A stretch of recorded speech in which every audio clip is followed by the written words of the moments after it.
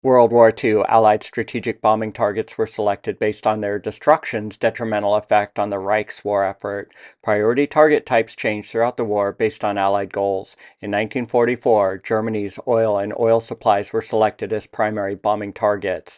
The intent of this video is to review the oil campaign and its overall effect on Germany's war effort.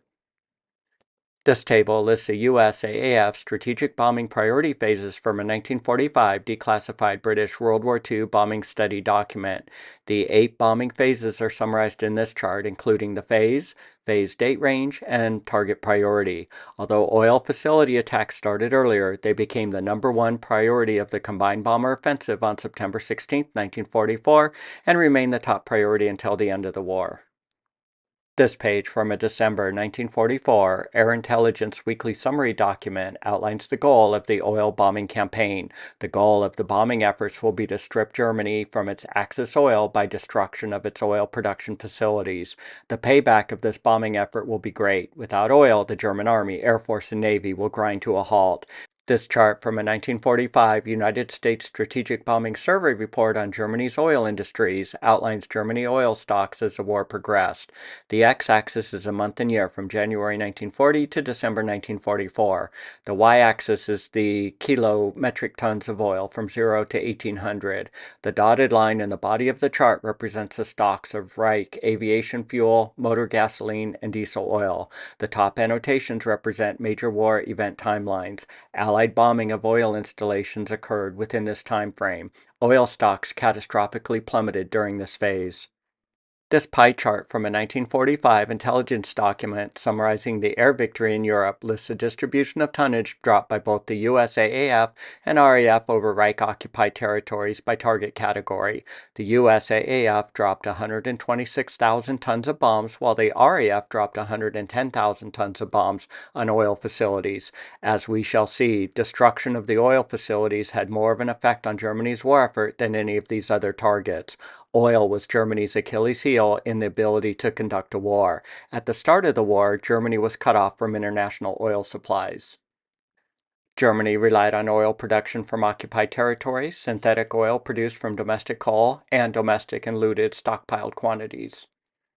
Most petroleum was supplied by around 24 refineries, half of which were in Ploiest, Romania. There existed another 24 hydrogenation plants which converted coal to synthetic fuel. Virtually all of Germany's fuel was produced at around 50 locations. This map shows a location of the 25 oil refineries and the 25 synthetic fuel plants. The triangles are the synthetic fuel plants and the circles with crosshairs are the oil refineries. Another map outlining the sources of Germany's oil and synthetic fuel production locations as of April 1944. All of these locations are well within the reach of Allied bombers.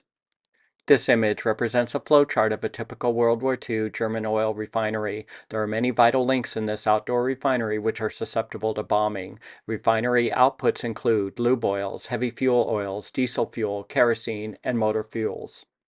This image shows an oil refinery while under B-24 attack. This chart outlines Germany's total oil output by month and year. The rows list the number of USAAF and RAF attacks by month, starting in June 1944, and the tonnage of bombs dropped. As the attacks progressed, oil output dropped. These oil refineries are of simple design and occupy around 1/8 the size of a synthetic fuel plant, which produces equivalent output. An average refinery produces around 40,000 tons of product per month. The refinery occupies around 100 acres, of which 26 acres contain the vital holding tanks, processing equipment, utilities, and buildings. This image shows a bombed-out oil refinery at war's end. The hydrogenation process for converting coal into motor and diesel fuels, aviation fuel, munitions, and rubber is shown in this process flowchart.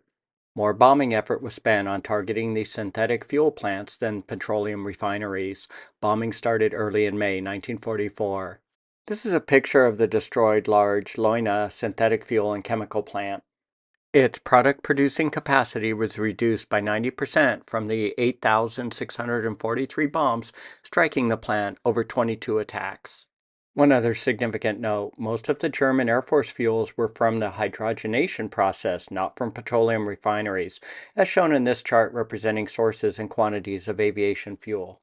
This is likely why the 24 synthetic plants were targeted more heavily than the 24 oil refineries. The production of aviation fuels fell to zero by March 1945.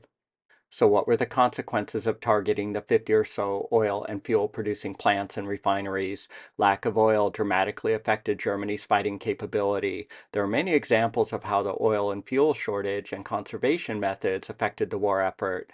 An observer witnessed a tiger tank being drawn by 16 oxen in northern Italy. I asked Google's free AI tool to draw a tiger tank pulled by 16 oxen. This was the result. Not too bad. All war supplies are transported to the Western Front by train, not motor vehicle. Deployment of fuel-hungry tanks has been reduced. German mobility has been reduced. The German Air Force has also reduced operations. Germany increased their 1944 aircraft industry effort by dispersion to make them less vulnerable to attack. The number of German planes is greater than before the concentrated aircraft industrial attacks started. However, due to the fuel shortage and experienced pilot shortage, these planes sit idle. Fuel conservation measures limit the pilot training time, virtually stopped all bombing sorties, and restricted air transport. The attack on German oil has reduced their transportation system, ground force effectiveness, and is an effective form of attack against the German Air Force. This page lists fuel conservation steps by the Axis in the Italian campaign. Only necessary trips to be taken using fuel-efficient vehicles. Turn off the engine when in idle. All gas vehicles except staff cars, vehicles pulling heavy guns, and ambulances are to be transferred to the rear lines. Gas-powered vehicles carrying supplies should be replaced by diesel vehicles. Disabled gas-powered vehicles should be towed by diesel vehicles. 20% of diesel fuel should be mixed with the gasoline. This page lists the German Air Force fuel restrictions from a captured document. The document was dated November 1944. Only fly if weather is good and you have a reasonable chance of success. Eliminate all training flights. Eliminate all flights except for operational, transfer, test, and transport. In the last months of the war, the German Air Force had fewer airfields, and the fuel shortage meant that from April 1st to the 18th, the USAAF were credited with the destruction of 3,121 planes. Only 400 to 500 were in aerial combat. The rest were on the ground. German fighters were not rising to meet Allied planes. The destruction of Germany's oil proved catastrophic to any German victory hope. It immobilized the German Air Force. The oil-producing plants were the most defended sites. The German Air Force rarely rose to engage with Allied bombers unless they were attacking oil targets.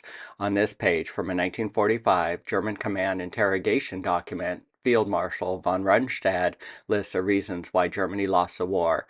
Allied air power was the number one reason for the Reich's defeat. These items, in order, are the remaining factors, with lack of fuel at the top. Goering indicated the Air Force was hurt dramatically from the bombing of both synthetic oil refineries and lines of communications. Attacking the synthetic oil works was the most effective bombing of all targets and contributed the most to Germany's defeat. Without fuel, a war machine comes to a halt. Notice he indicated the synthetic fuel plants, not oil refineries. Captured German military and government officials agreed that oil attacks were one of the most effective targets selected by the Combined Bomber Offensive program, and the loss of oil was one of the most decisive factors in Germany's defeat, as discussed on this page from a U.S. Air Force Historical Studies document on the Combined Bomber Offensive. Field Marshal Milch, the Inspector General of the German Air Force, indicated that as another day passed without an oil attack, the German High Command said, "Thank God the Allies have not attacked a synthetic oil plant. Hopefully they continue to bomb airframe factories." Again, it's the 24 synthetic plants, not the oil refineries, deemed vital. In an interview from this 1946 German POW interrogation document, Peterson, the commander of the German Air Force test stations, was asked, was there any additional industries the Allies could have targeted which they did not? There is no industry that could have been attacked which would have a greater effect than oil. The primary target Allies should have selected from the beginning is oil, oil, and more oil.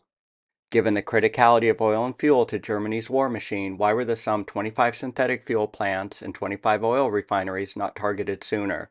Do you think this was one of the biggest misses by the Strategic Bombing Campaign Targeting Committee? That is a question for a future video. If you found this German oil target review video informative and worthy of your time, please consider supporting the channel by liking, commenting, and or subscribing to World War II U.S. Bombers.